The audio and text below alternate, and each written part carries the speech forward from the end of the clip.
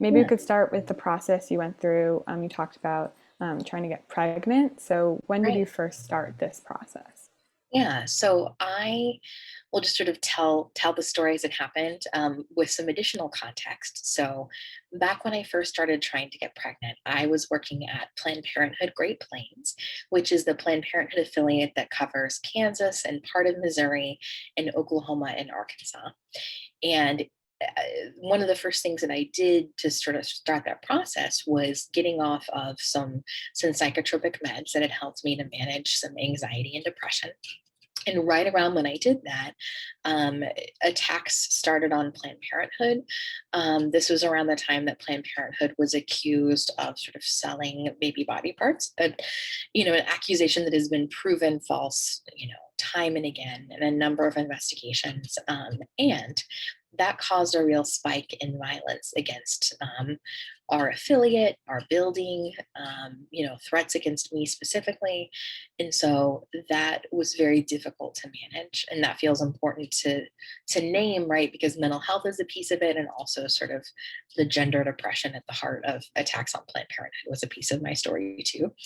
But regardless, I went to Lawrence Memorial Hospital and sort of initiated some sort of preconception counseling there, because that's the place where I assumed that I would probably give birth. And I was administered a blood glucose level test because I was fat, am still fat, and I was told that the results of that test indicated that I had diabetes. And I was, of course, devastated to hear that news because I know that that requires a lot of time and work to manage. And I was told to see a sort of a physician for follow up outside of the hospital. So I did.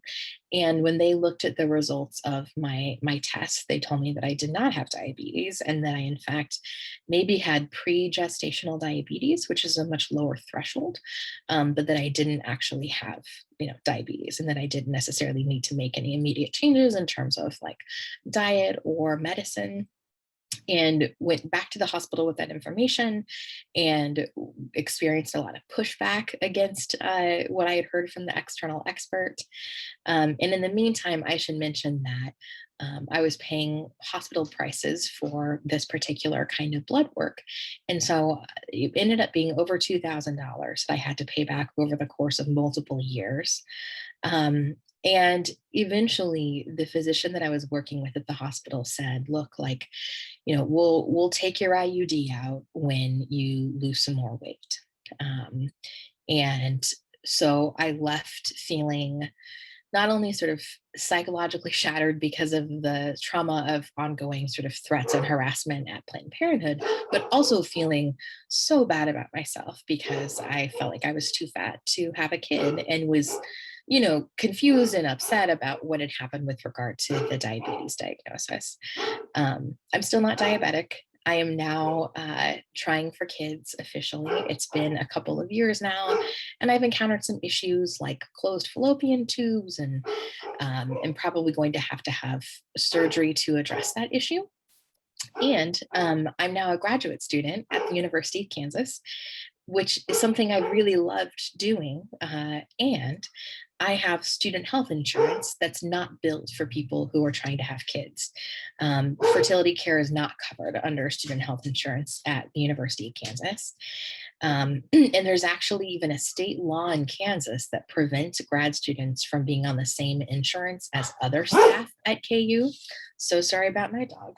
You're okay. And I am having to buy a supplemental insurance policy on the exchange that's about $450 a month in order to be able to afford to see a specialist who can recommend surgery for me to open up a fallopian tube and hopefully allow me to get pregnant.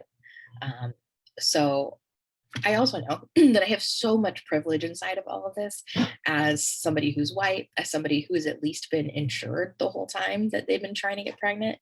And I know that like Black and Brown women experience a lot more negative assumptions made about their ability to parent and their sort of like ability to take care of themselves, right? That I didn't face because of my whiteness. And so I want to name that even as I've experienced a lot of hard stuff, I've also, that stuff has been mitigated by my whiteness. And nobody should have to experience that hard stuff when they're trying to get pregnant.